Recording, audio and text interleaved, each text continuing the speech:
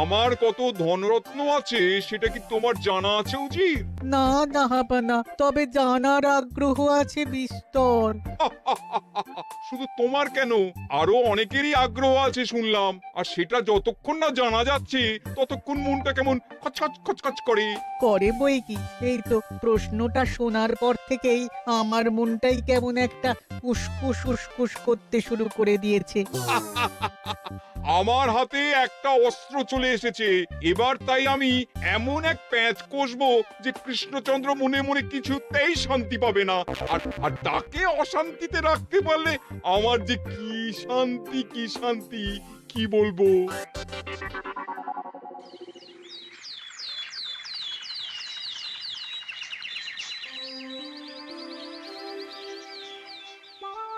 কি যে বলি, মানে এমন আমন্ত্রণ পেলে তো আর না বলা যায় না। যে আমন্ত্রণ পত্র পেয়ে আপনি এত উল্লসিত আনন্দিত, সেই আমন্ত্রণ পত্র কার মহারাজ? আমার অনুমান এই পত্র নিশ্চয়ই নবাবের। তোমার অনুমান একেবারে সঠিক, রাজ্যতীষী। উমা, তাই বুঝি আপনি এত খুশি? সব দেখে শুনে আমারও তো খুব আগ্রহ জাগছে। সে তো জাগবেই, তবে আগে ভাগেই বলে না দিয়ে আমি দেখছি কার কেমন সব চিন্তা ভাবনা মাথায় আসে। খবর তো একটা আছেই মহারাজ, তবে কথাতেই আছে না, যত হাসি তত কান্না। তাই ভালোর বদলে খারাপটাই মনে আসছে যে বেশি করে। বোঝো ঠেলা, সবকিছুতেই খালি ঘেঁটে দেওয়া। সত্যি গোপাল, আজকাল যেন সবেতেই তুমি নেতিবাচক কথা বলো। এটাই তো গোপালের স্বভাব মহারাজ। সে যাই হোক, গোপালের অকর্মণ্যতা টের পেয়েই বোধ হয় নবাব শুধু আমাকে আর মন্ত্রীকে মুর্শিদাবাদে যাওয়ার নিমন্ত্রণ করেছেন।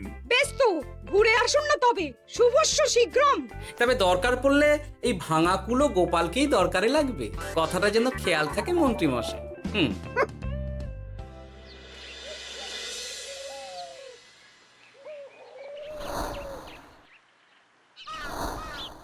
খেয়াল করেছো গিন্নি, আজকাল আমি কেমন কথায় কথায় গোপালকে চুপ করিয়ে দিচ্ছি? কেন গো, কি হলো আবার? হবে আবার কি, নবাব বাহাদুর আমাকে আর মহারাজকে নিমন্ত্রণ করেছেন তার খাস মহলে। ও শুনে যে আমার কি আনন্দ হচ্ছে। ও তাহলে এই ব্যাপার। আস্তে গিন্নি আস্তে, নবাবের ধন সম্পদ দেখার শখ মহারাজের অনেক দিনের। আমি শুনেছি নবাবের ওই খাস মহলের ভেতরেই নবাবের গুপ্ত কক্ষ আছে, যেখানে নবাব হীরা জহরত এসব রাখেন। একা তো সেখানে যাওয়া যাবে না, তাই এই মহারাজকে নিয়ে তুমি মুর্শিদাবাদে যাবে? শুধু যাবো তাই নয়, নবাবের গুণকীর্তন করে তার মেজাজ এমন ভালো করব যে নবাব সেখান থেকে কিছু দান খয়রাত করে ফেলবেন আমাকে। তাই নাকি? তবে না তো কি, গোপাল তো খেতে পাবেই না, গন্ধও শুঁকতে পারবে না। তুমি তো বারবারই চেষ্টা করো গোপালকে সরিয়ে দিয়ে বাজিমাত করতে, কিন্তু শেষ পর্যন্ত চিৎকার হয়ে যাও। গোপালই তো তখন উদ্ধার করে, সেটা তোমার খেয়াল আছে তো? আমার মাঝে মাঝে সন্দেহ হয় গিন্নি, তুমি তলায় তলায় দল বদল করে গোপালের দলে চলে যাওনি তো?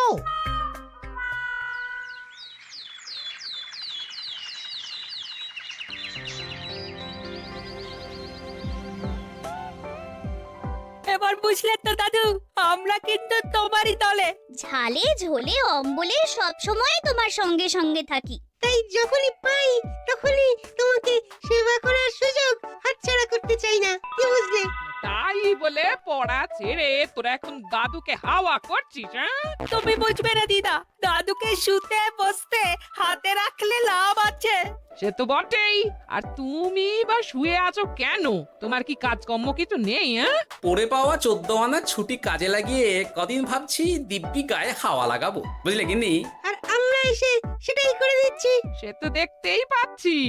তা ছুটিটা কি শেষ শুনি? ওদিকে মহারাজ আর মন্ত্রীমশাই নবাবের কাছে গেছেন, তাই এদিকে আমি শুয়ে পড়েছি, এই আর কি। কথাতেই তো আছে, চাষি গেল ঘর, লাঙল তুলে ধর, তাই না গিন্নি?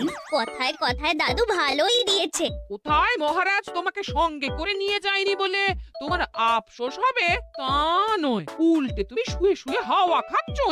আমার মন বলছে শুধু আমি নয়, নবাবও বাজাচ্ছেন ওদিকে। মহারাজ আর মন্ত্রীমশাইকে ঘটা করে কি আর এমনি এমনি ডেকে নিয়ে গেছেন সেখানে?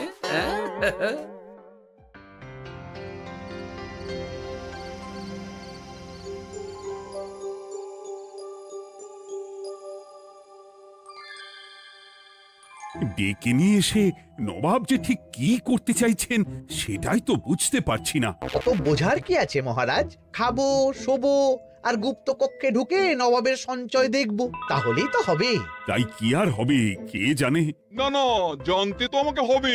এখানে এসে তোমাদের কোনো অসুবিধা হচ্ছে কিনা সেটা আমাকে জানতে হবে না? আপনি কিচ্ছু ভাববেন না জাহাপানা, ব্যবস্থা সব করাই আছে। না না, এমনিতে কোনো অসুবিধে নেই, তবে একটা অস্বস্তি হচ্ছে বটে। আসলে মহারাজ বোধহয় মনে মনে ভাবছেন নবাব বাহাদুর নিশ্চয়ই তাকে ডেকে এনেছেন তার গুপ্ত কক্ষে কত মণিমাণিক্য ধন সম্পদ আছে সেটা দেখানোর জন্য। তাই নাকি? মানে এখানকার হিরে, সেখানকার চুনি, অমুক দেশের পান্না, তমুক দেশের মুক্ত। শুধু কি তাই, আরো কত কি। হ্যাঁ হ্যাঁ, সেগুলো যতক্ষণ না দেখতে পাচ্ছেন ততক্ষণ মহারাজ ঠিক স্বস্তি পাচ্ছেন না। এই যে কৃষ্ণচন্দ্রের যে আমার ধন সম্পদ দেখার প্রবল ইচ্ছা আছে সেটা আমার ভালো মতোই জানা আছে। তবে সবাইকে তো সবটা দেখাতে নেই, আর সবার জন্য সবটাও নয়, তাই না? তাই কি জাহাপনা? তাই গুপ্ত কক্ষের ভেতরে কি আছে সেটা না হয় না দেখাই থাক। না না, তোমরা বরং খানা পিনা করো গিয়ে, হ্যাঁ, বিশ্রাম নাও। উচিত তোমাদের খেয়াল রাখবে, কেমন? এই রে, এটা কি হলো? কি আবার হবে? তোমার পাল্লায় পড়ে মান সম্মান সব গেল। এর থেকে আমার কৃষ্ণনগরই ভালো।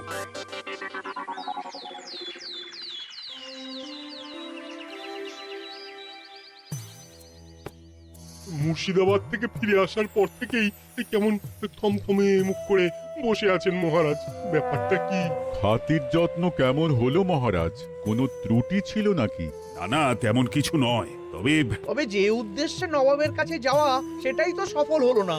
গুপ্ত কক্ষে ঠিক কি কি ছিল সেটাই তো জানা হলো না, তাই না মহারাজ? উদ্দেশ্যটা আসলে কার ছিল সেটা আমি এখন ঠিক বুঝতে পারছি। তোমাকে আজ সাফাই দিতে হবে না। সেই বুঝবেন, তবে দেরিতে বুঝবেন। কি আর করা যাবে, ফলে যা হওয়ার তাই হবে। না না, তাই বলে নবাব যেভাবে তার গুপ্ত কক্ষে ঢুকতে না দিয়ে আমাকে অপমান করেছেন সেটা আমি মোটেই মেনে নিতে পারছি না। মহারাজের এই অপমানের শোধ তুলতে পারে একমাত্র গোপাল, আমি নিশ্চিত। ঠিক বলেছেন, গোপাল যদি দেয় কোনো চাল তাহলেই নবাব হবেন নকল। না না, এর মধ্যে গোপালের ঢোকার কোনো দরকার নেই। এটা মহারাজ আর নবাবের ব্যাপার। তুমি চুপ করো, কে কোথায় ঢুকবে সেটা আমায় দেখতে দাও। এখানে আর দেখার কি আছে মহারাজ? নবাবের মুখের ওপর তো আর কিছু বলা যাবে না। তুমি বলো গোপাল, সুযোগ পেলে তুমি নবাবকে পাল্টা শিক্ষা দিতে পারবে কিনা? সুযোগ পাওয়া যায় না মহারাজ, সুযোগ তৈরি করে নিতে হয়। তাই আমি সুযোগ তৈরিও করব আর তার সদ্ব্যবহার করব। আর এটাও বলে রাখছি, নবাবকে নাকাল করে সুদে আসলে আপনার অপমানের বদলা নিয়ে তবে ছাড়ব।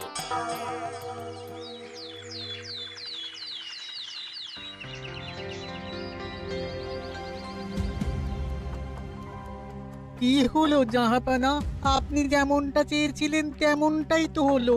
মহারাজ কৃষ্ণচন্দ্র মনের কথা মনেই চেপে রেখে মুখ চুন করে পালালো, তারপরেও আপনার মন ভালো নেই?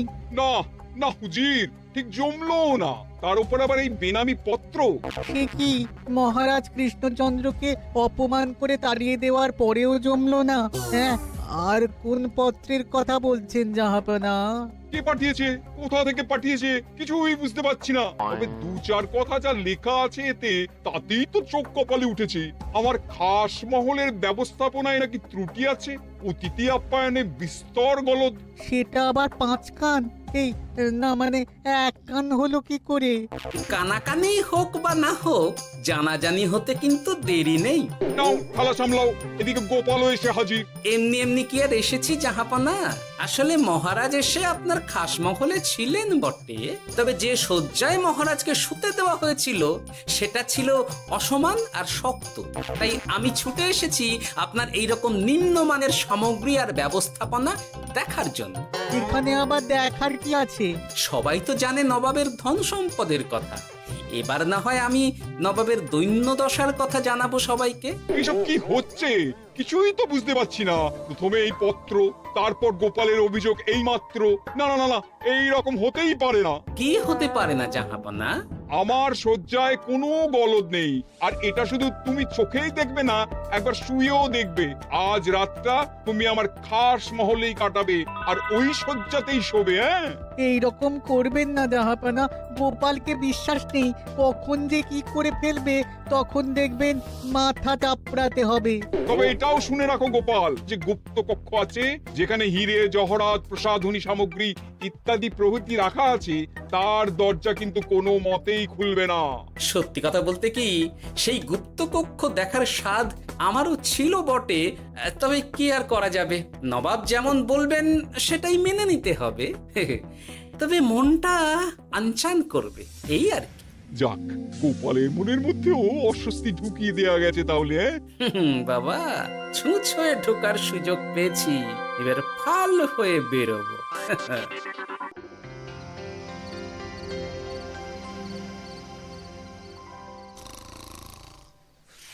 আপনি কিচ্ছু ভাববেন না জাহাপানা, গোপালকে আমি চোখে চোখেই রেখেছি।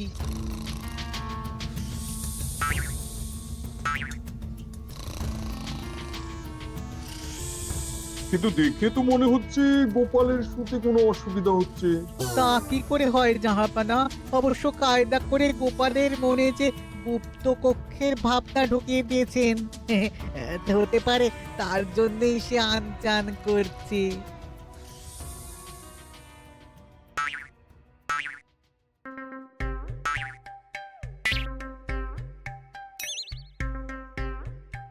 ওই দেখো, গোপাল হঠাৎ কি শুরু করেছে। তাই তো, কিন্তু কি করতে চাইছেটা কি? কি হলো গোপাল, কিছু বলবে নাকি? কি আমি কোথায়?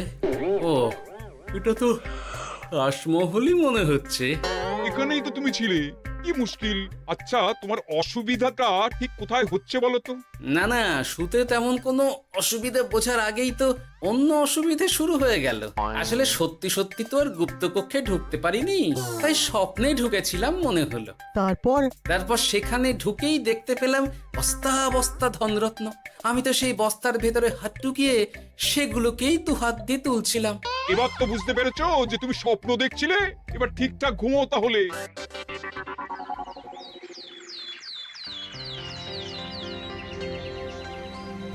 কাল রাতে গোপাল আচ্ছা ঝামেলায় ফেলেছিল। কবে ফেলে না জাহাপানা? আমাকে নিয়েই আলোচনা চলছে মনে হচ্ছে।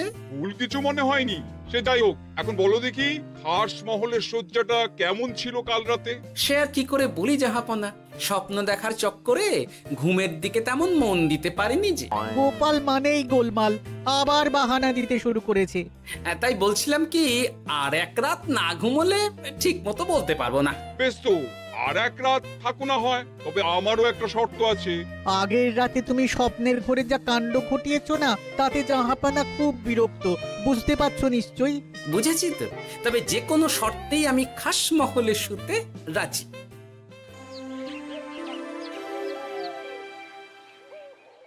আমার এক কথায় রাজি হয়ে গোপাল নবাবের কাছে ছুটে গেল, কিন্তু কই, এখনো তো ফিরে এলো না।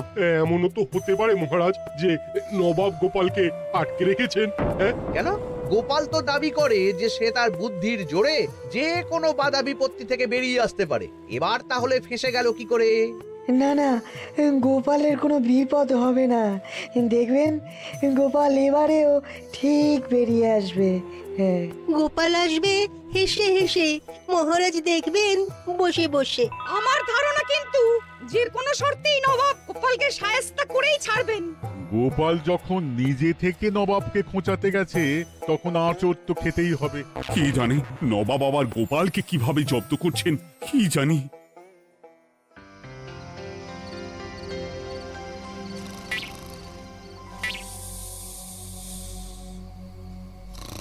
ব্যবস্থাপনায় কোনো ত্রুটি নেই জাহাপানা, তবে আজ গোপালকে না আচ্ছা জব্দ করা হয়েছে জাহাপানা।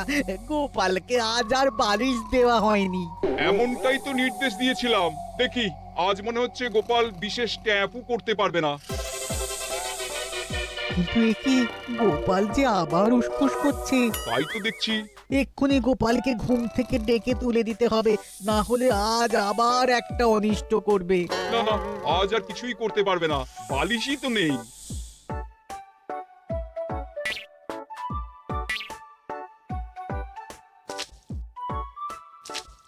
এ কি গোপাল তো আবার শুরু করে দিয়েছে, ধরো ধরো ধরো, এক্ষুনি ধরো ওকে। আরে ওঠো ওঠো, জেগে ওঠো গোপাল, আরে হচ্ছেটা কি? আজ আবার তোমার কি হলো? এ হে, আজ আবার একটা গন্ডগোল করেছি মনে হচ্ছে। গন্ডগোল বলে গন্ডগোল, জল ছড়িয়ে কি অবস্থা করেছো দেখো। আমার কোনো দোষ নেই, কিন্তু সেই আবার গুপ্তকক্ষের স্বপ্ন এলো আর গোলমাল হয়ে গেল। আজ আবার কেমন স্বপ্ন এলো? গুপ্তকক্ষের যেদিকে আরব আর পারস্য দেশের আতরের সম্ভার ছিল, স্বপ্নে সেই দিকে ঘুরছিলাম আজ। সেগুলো ছড়িয়ে ছড়িয়ে দেখতে দেখতেই স্বপ্ন ভেঙে গেল। বটে, দাঁড়াও, কাল সকালই তোমার ব্যবস্থা হচ্ছে।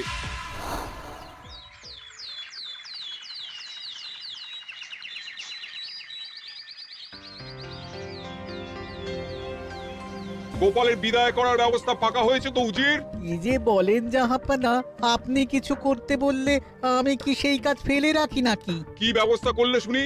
তোমার তো আবার 18 মাসে বছর। এবারে আর সেটা বলতে পারবেন না। ঘোড়ার পিঠে চেপে এতক্ষণে হয়তো গোপাল কৃষ্ণনগরে পৌঁছেও গেছে।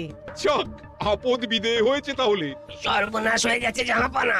আবার কি হলো? গোপাল তো ওই খাসমহল ছেড়ে যায়নি, উল্টে কোথা থেকে একটা ওই ঢেঁড়া জোগাড় করে এনে ওই সবকিছু ঘেঁটে দেওয়ার চেষ্টা করছে। বোঝো ঠেলা, এবারে নবাবই দেখুক কি করে সামলাবে।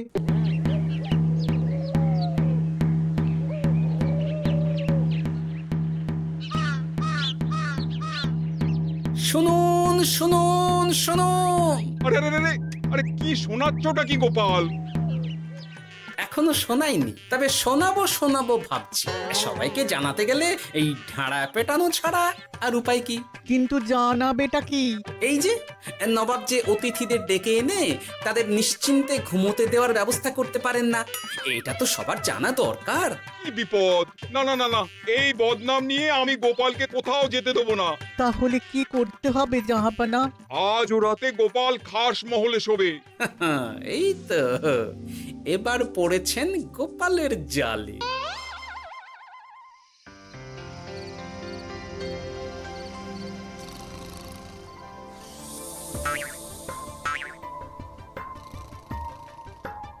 আজ গোপাল নিশ্চিন্তে ঘুমোবে, স্বপ্ন অস্বস্তি হওয়ার মতন কিছুই হবে না আজ। গোপালকে ভরসা নেই জাহাপানা, কখন যে কি করে ফেলে বলা তো যায় না। না না, আমি নিশ্চিত আজ আর কিছুই হবে না।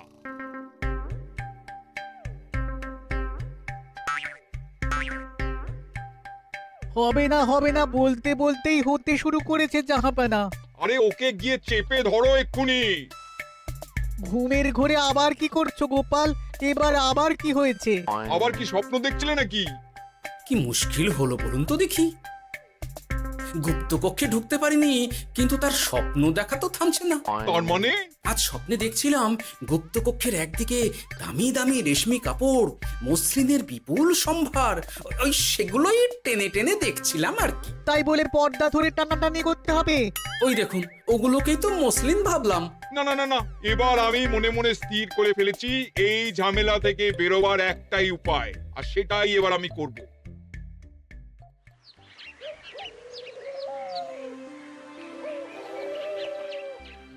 গোপালের ফিরতে কিন্তু এবার সত্যিই দেরি হচ্ছে। দেখুন, হয়তো গোপাল বেশি বাহাদুরি দেখাতে গিয়ে ফেঁসে গেছে। হেসে নয়, এই যে কেমন হেসে হেসেই এসেছি দেখুন। এই তো গোপাল ফিরে এসেছে।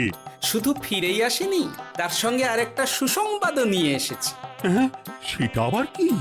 আমার প্যাঁচে পড়ে নবাব শেষ পর্যন্ত বাধ্য হয়েছেন গুপ্তকক্ষ খুলে দিতে, সঙ্গে কিছু উপঢৌকনও দিয়েছেন। ব্যাপারটা ঠিক কেমন করে কি হলো বলো দেখি।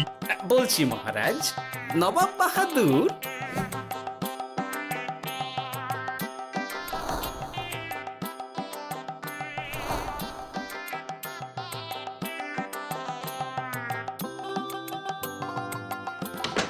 এসো গোপাল, তোমার জন্য আমি গুপ্ত কক্ষের দরজা খুলেই দিলাম।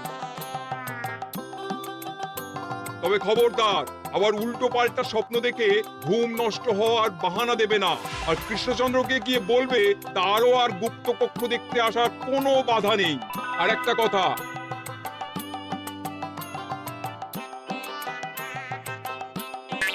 এইসব নিয়ে খুশি থাকো, তবে নবাবের খাস মহলের নিন্দে করে আবার ঢেঁড়া পিটিও না যেন। এমনিতেই সেই অভিযোগপত্র নিয়ে নবাব বাহাদুর চিন্তিত। সেই চিন্তা ঝেড়ে ফেলুন জাহাপনা, কারণ ওটা আমারই দুষ্ট বুদ্ধির ফল। অবস্থা বুঝে ওই ব্যবস্থা আমিই নিয়েছিলাম। হ্যাঁ, আগে হ্যাঁ। সাবাস গোপাল, তুমি তাহলে শেষমেশ যে কোনো উপায়ে নবাবকে মাথা নোয়াতে বাধ্য করলে। আপনাকে কেউ অসম্মান করলে আমি যে নিজেকে সামলে রাখতে পারি না মহারাজ। সত্যি গোপাল, তোমার তুলনা হয় না।